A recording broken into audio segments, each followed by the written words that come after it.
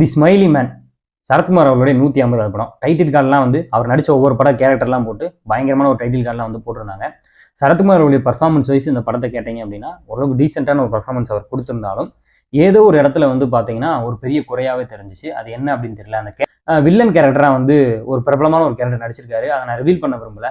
அதை சொன்னோன்னா படம் பார்க்கும்போது அந்த இருக்கிறதுல அது ஒன்னே ஒன்று தான் சுவாரஸ்யம். அந்த சுவாரஸ்யமும் உங்களுக்கு வந்து போயிடும். ஃபர்ஸ்ட் ஹாப் வந்தும் சரி, செகண்ட் ஹாப் சரி, ரெண்டுமே வந்து ஒரே மாதிரி ஃபிளாட்டாக தான் போச்சு. எந்த இடத்துலையுமே வந்து பார்த்தீங்கன்னா நம்மளை எங்கேஜ் பண்ணிச்சா அப்படின்னு கிடையாது. ஓரளவுக்கு பொழுதுபோக்குச்சு அப்படின்னே சொல்லலாம்.